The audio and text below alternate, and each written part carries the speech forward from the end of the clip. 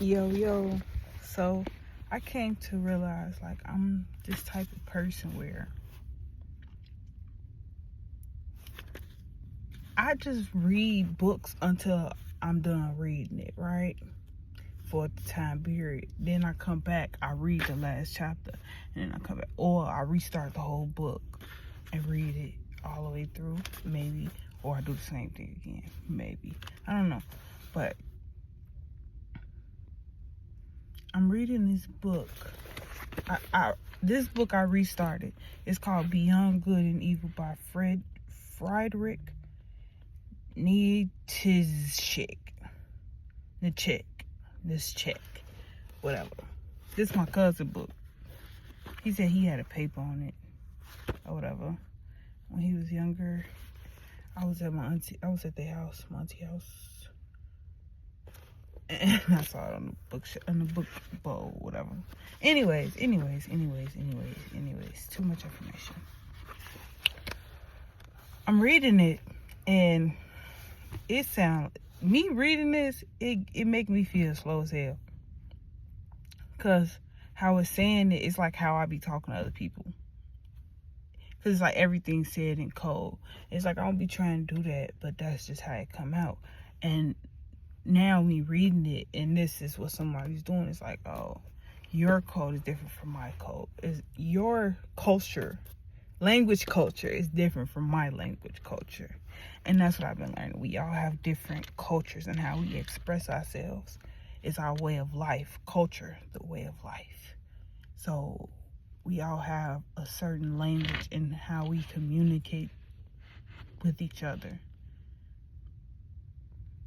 Cause my friend, she has an autistic child, and they're able to communicate without her saying what she needs. And it's actually quite adorable because they look just alike. It's crazy. But yeah, so it's like,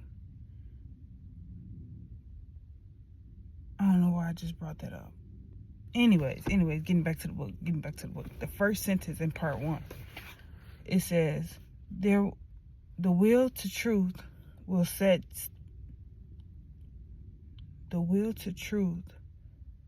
which will still tempt us to many adventure. The will to truth will still tempt us to many adventure. The will to truth. So the will to truth will be temptations to us. The will to truth, which will still tempt us to many adventure. That famous truthfulness of which all philosophers so far have spoken with respect. What questions has this will to truth now laid before us? What strange, wicked, questionable questions? That is a long story even now, and yet it seems as if it has scarcely begun. It is any wonder that we should finally become suspicious, lose patience, and turn away impatiently. That we should not finally learn from the Sphinx to ask questions too. Who is it really that put questions to us here? Who is it really that put questions to us here? What in us really wants truth? Indeed, we came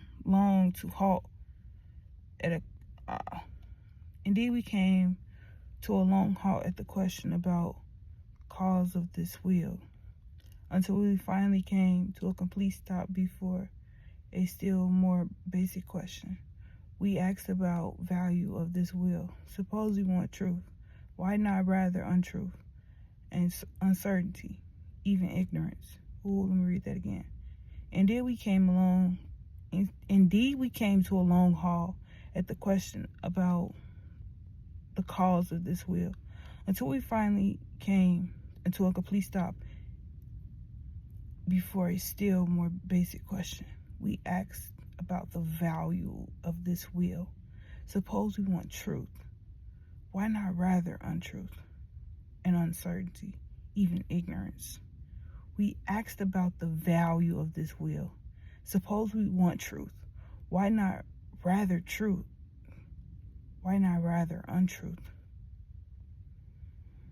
Why not rather untruth? And uncertainty, even ignorance. The problem of the value of truth came before us, or was it we who became before the problem?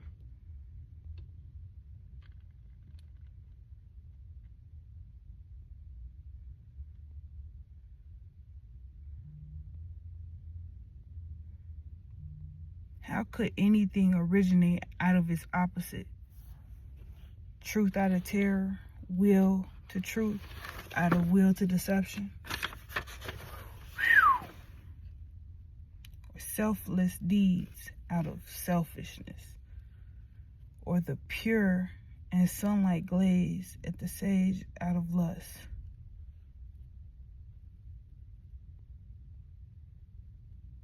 Such origins are impossible. Whoever dreams of them is a fool. Indeed, worse. The things of the highest value must have another particular origin. They cannot be derived from the transitionary, the seductive, deceptive, paltry world, from this turmoil of delusion and lust. Rather from the lap of being, the intransitory, the goal of God, the thing in itself. There must be their basis and nowhere else. The way we judge constitutes the typical prejudgment and prejudice which we give away the metaphysicians of all ages.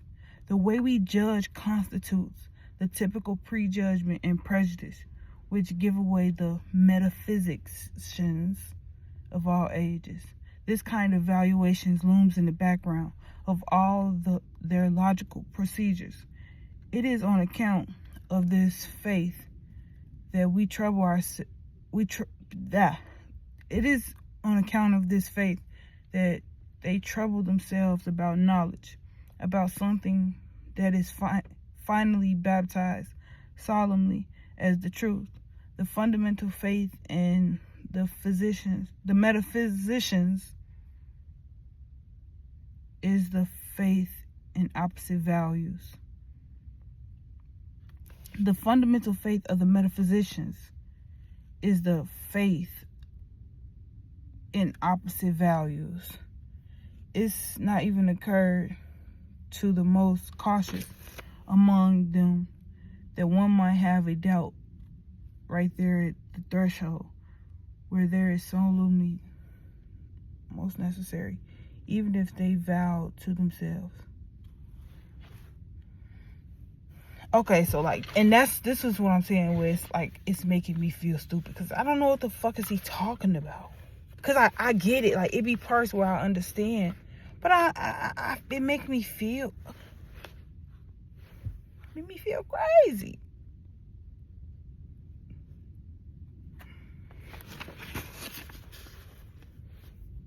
Because you had me when you said this way of judging constitutes the typical prejudgment and prejudice which give away the metaphysicians of all ages.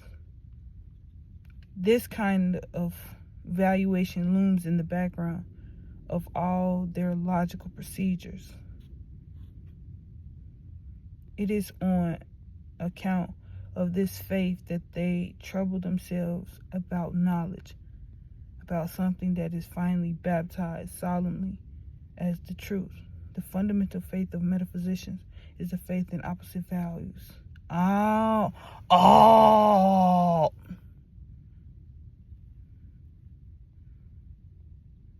It's not even occurred to the most cautious among them that one might have a doubt right here at the threshold where it is solemn, what is surely most necessarily, even if they vow to themselves. The omniscience, whatever Latin, that gives Latin. Okay, so I came to realize what I'm going to do is with this book, because I'm going to understand this book. I gotta take it page by page and really dive. Well, we gonna take each number, cause I read 1 to start. Next I'm gonna read 2. So I really want to dive deep into this book, and I think I may incorporate my blog into doing this too, because it goes all the way to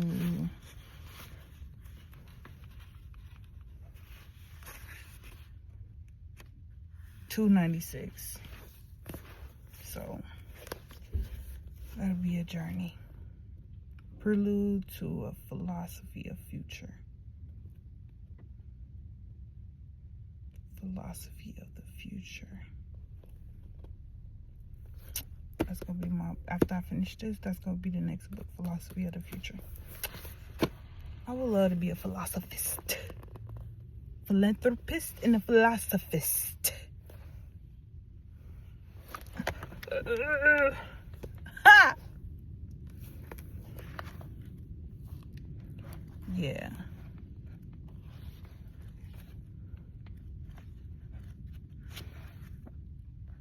Whew.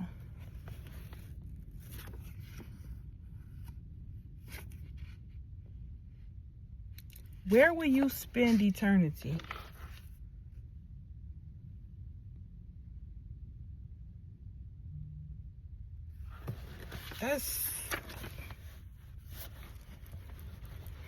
Why did I just find it in this book?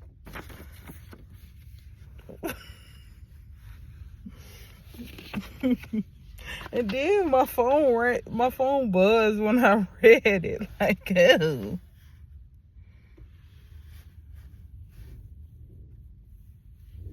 If one has character, one also has one's typical experience, which recurs repeatedly. If one has character,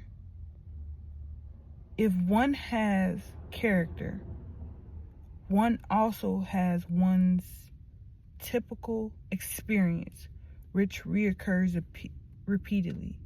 So you live out your character each day, and that you build out your experience within your character each day. I get it. That's your truth. And the first. Okay, now, papi. Ay. Okay. Ay, caramba.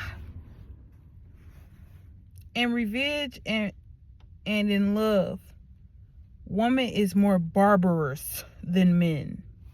I said that the other day. Rule as a riddle. If the bond shall burst, bite upon it first.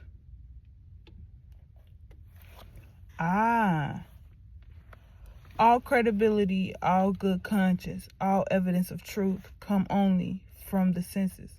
All credibility, all good conscience, all evidence of truth comes only from the senses.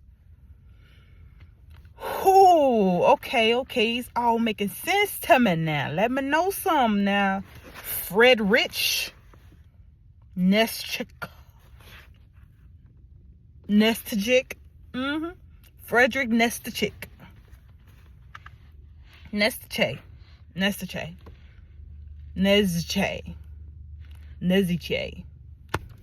We're gonna get him a nickname.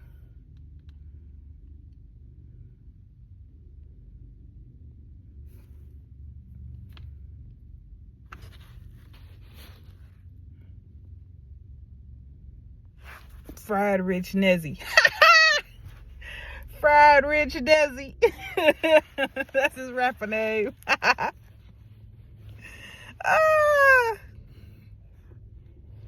Fred Rich Nezzy.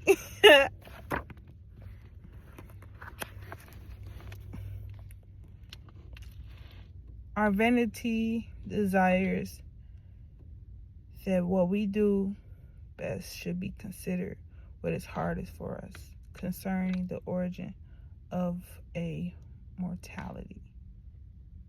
Concerning the origin of many a mortality. Our vanity desires that what we do should best be considered what is hardest for us concerning the origin of a mortality. When a woman has scholarly inclinations, there's usually something wrong with her sexually. Damn. Damn. Sterility itself disposes one toward a certain masculinity of taste. For man is, if I may say so, the sterile animal.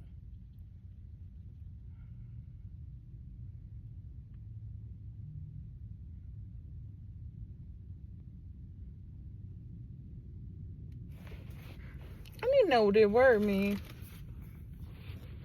Because whatever it said, whatever he said, it got me laughing.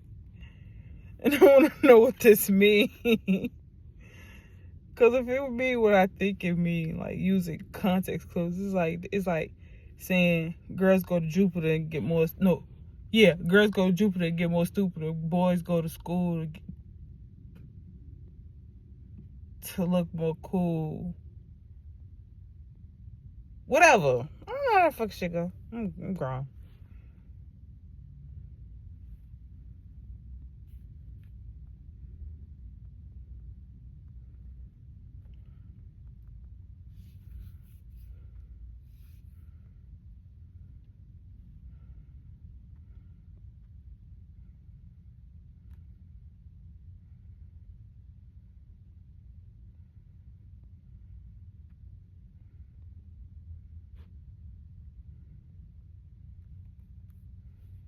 Ay, ay, ay.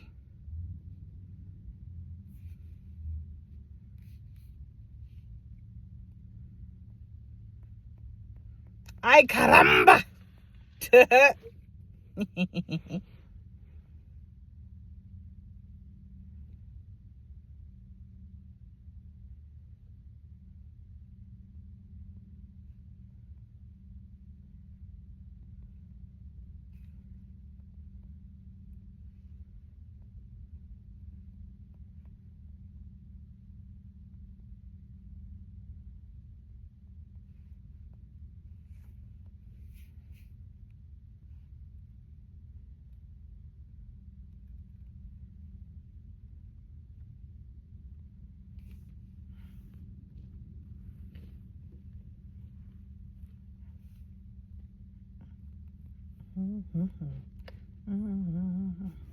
Oh, wait. Okay, so it says scholarly inclinations are personal tendencies towards scholarly pursuits. A tendency or preference or feeling that makes a person want to do something. What? Oh, he basically saying so he said when a woman has scholarly inclinations, there is usually something wrong with her sexually. Sterility is sterility. Sterile. The word sterile, but itty at the end. I'm not gonna say the shit, but sterile. The word sterile itself disposes one toward a certain masculine of taste. For men it is, if I may say so, the sterile animal. So basically, if a woman is imbalanced, she will pursue more masculine things. You could have just said that. Deadass could have just said that. Some things are just easy to say, if you ask me.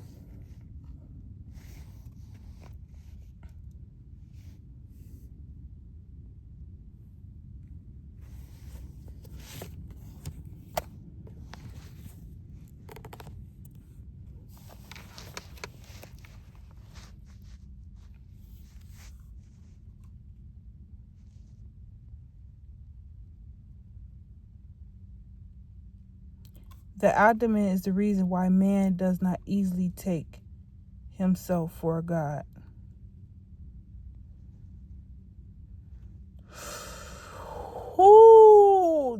Because men do not trust their gut. That's why they don't know they are God. That's what he just said. Freddie, what's his name? Frederick Nessie.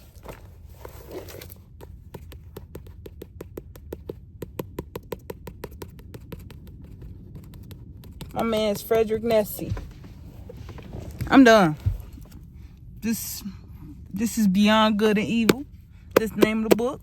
I'm 20 minutes into this video and I'm finna rock it out somewhere else. Peace and love.